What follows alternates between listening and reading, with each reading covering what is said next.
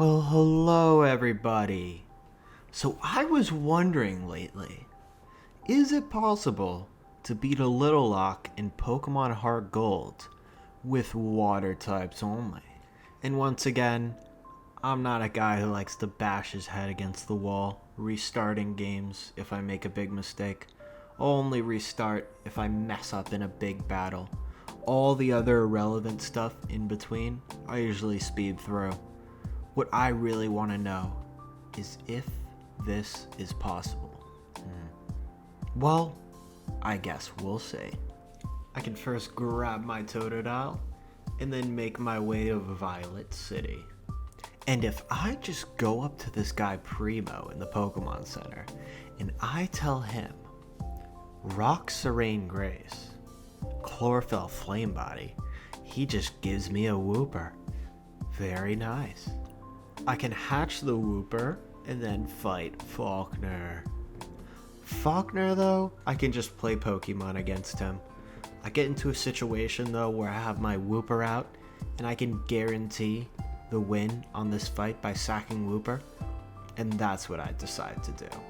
And in the end, after playing through the whole game, Wooper might have been useful with its Water Absorb and Ground type, but overall, I really didn't need it. And that's enough to get me the first badge. So now I have access to an old rod, which means I can get a lot of encounters. I can get Tentacool on Route 32, Poliwag in Violet City, Magikarp on Route 31, Goldeen in Union Cave, and Slowpoke in the Slowpoke Well. Now we have to fight Bugsy. And Bugsy's Scyther is a deranged psychopath that escaped from a mental hospital. It can use U-turn and do crits off of focus energy, which makes this battle super unpredictable. My best strategy is just going to be to wait till Scyther U-turns into Metapod and then set up on it with Curse on Slowpoke. Even then, we can get crit and die through our curses.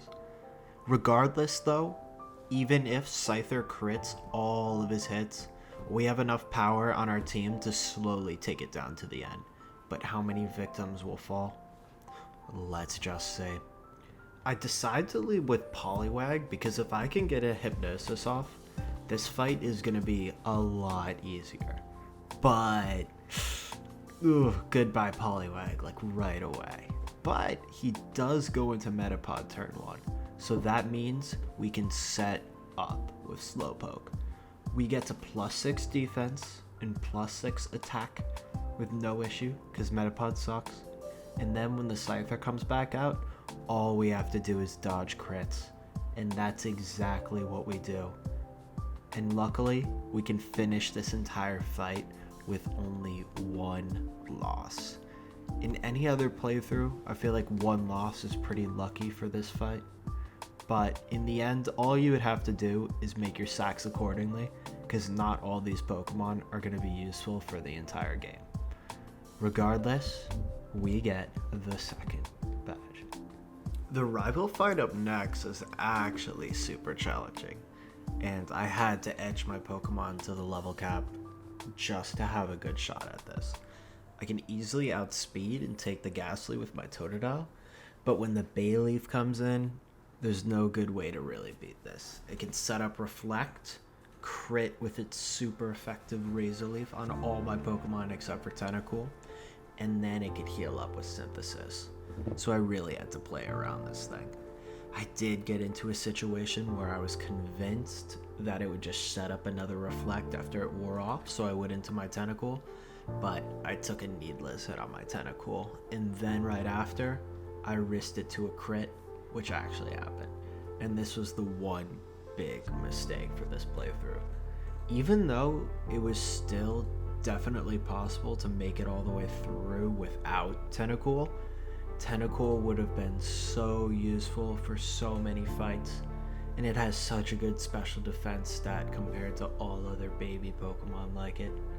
But regardless, that's the sack I made.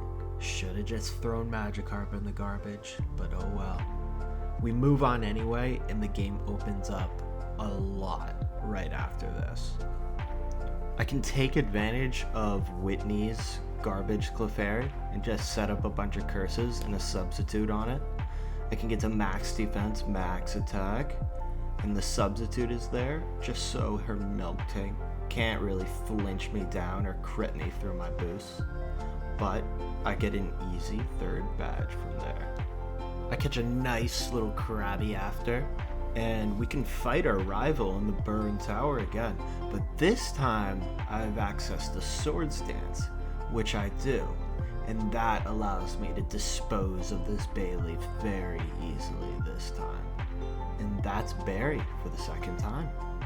I can actually go to Olivine City before fighting Morty and get the Good Rod, which lets me get a Staryu from Olivine City and a Shelter from New Barktown. Since Staryu is definitely the most important character in this run, I just caught Staryus until I got one that did not have a disgusting nature, at least, and it really didn't take that long anyway. So, with this Staryu, we can fight Morty. And this Staryu actually has max special attack IV, so that means we can one-hit kill the Ghastly and the 2 Haunters. The Gengar does take 2 hits from Surf, so I need to set up a substitute on the first Ghastly, but in the end, Morty's very simple thanks to Staryu.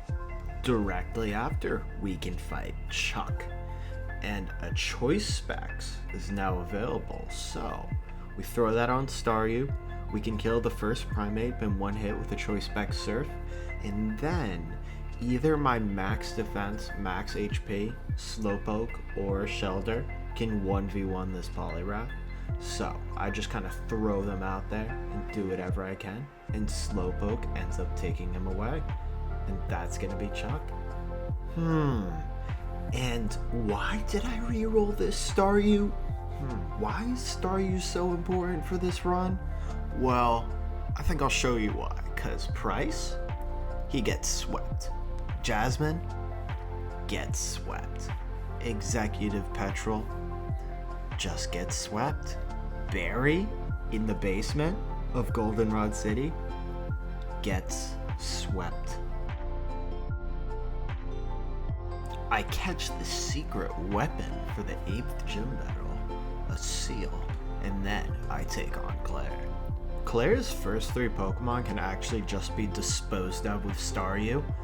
I forgot to edge it here, and edging would guarantee the kill on the Dragonair, which I don't get.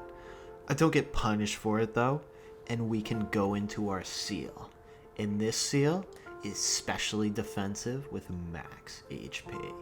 And it has the hydration ability, which will heal status conditions in the rain.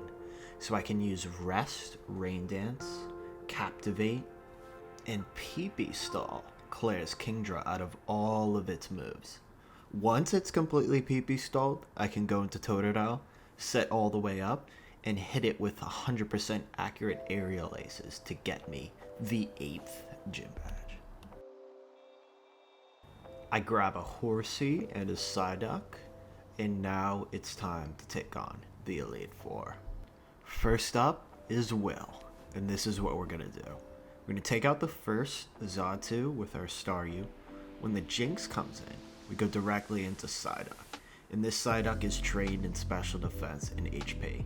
One thing that could go wrong here is 2 Psychic crits, so there's a little bit of risk to this strategy, but in this run, I get nice and lucky, I get through, and once I get my first few Amnesias set up, it kind of snowballs from there, and we PP stall the Jinx out of all of its BP.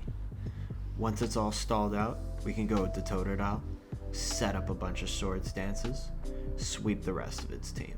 Totodile doesn't actually outspeed the Xatu in the back though, so I have to go into my sack, which is my seal, and then I can just go right into Staryu again after that and finish off the battle. Next is Koga, and here's what we're gonna do. Totodile can always 1v1 the Ariados safely, and then when the Fortress comes in, I go into my Psyduck that has the Damp ability. meaning this fortress cannot explode on it. The goal here too is to PP stall the fortress out of all of its moves. The one problem with this is that when the AI sees that one of its moves are immune to you because of your ability, it won't go for that move anymore. So we need to make sure that the fortress uses all of its explosions PP before it uses all the rest of the toxic spike PP. We can do this with disable. We're gonna go into our horsey next, so we definitely do not want the fortress to still have explosion PP, and we also need to set up 6 dragon dances, so we can't get the fortress down to its struggle before horsey comes in. Since struggle recoil does 25% damage, horsey would only get in 4 turns of dragon dance, and it needs all 6 to sweep the rest of the team. So once the fortress is stalled out, you can set all the way up, and there goes Koga's entire team. There we go. Bruno's definitely the easiest Elite Four. All we have to do is use our Shelter that has shell armor, which means we can't get crit. We can just set up iron defenses on this Hitmon top, use rest to stay healthy throughout the battle, and a combination of Surf and Whirlpool is enough to take down Bruno's entire team. It's now time for the final member of the Elite Four. What we're gonna do here is PP stall the Umbreon out of all of its moves. Once it only has double teams left, that's when we're gonna go into Horsey. And I don't really care if Umbreon has max evasion, because we're just gonna set up all the way here with dragon dances. And even if we miss over moves on the Umbreon, it's eventually gonna struggle itself down. And Umbreon's struggle does not break my substitute, so even if we miss, it's gonna kill itself anyway. The substitute we set up here is only needed for the Murkrow in the back because it has Sucker Punch. If the Murkrow crits its Sucker Punch, then it could end our run, but we get the substitute out, we set all the way up, and we sweep Karen's entire team. Okay, we're on the final battle of the game. Lance. We're gonna lead off with Staryu, and we can take this Gyarados in one hit with Choice Specs Thunderbolt. When the Dragonite comes out, we just go into Totodile, sack it, so we can change up our specs into an Ice Beam. We get rid of Lance's next 2 Dragonites, and then the Aerodactyl comes out. And the Aerodactyl outspeeds Staryu, so there's no way I can kill it with Staryu. I go into another sack, my horsey, goodbye. And then I go into Shelter in 1v1 this thing. This is the only part of the battle that can go wrong. Shelter definitely has the upper hand with the shell armor and the iron defense setup, but Aerodactyl can still get a lot of crits and flinches and ruin this battle. But in this run, I 1v1 it with the Shelter, take it down. Then when the Dragonite comes out again, I let the Dragonite take my Shelter, go back into Staryu, Ice Beam the Dragonite. Then when the Charizard comes out, I do my final sack, get rid of Psyduck, and then Staryu can come back in and finish off the run. So is a real run of this game with these rules possible? Definitely. And even more if you get a good Staryu.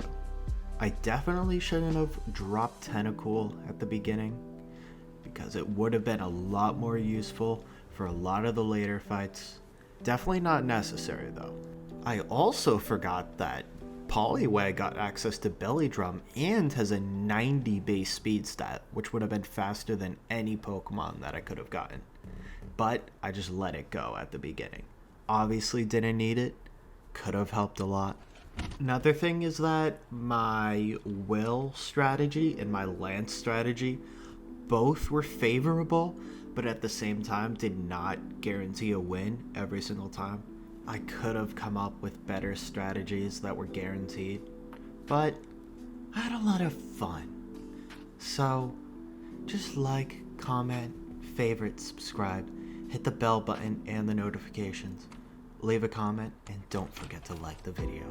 I'll see you guys next time.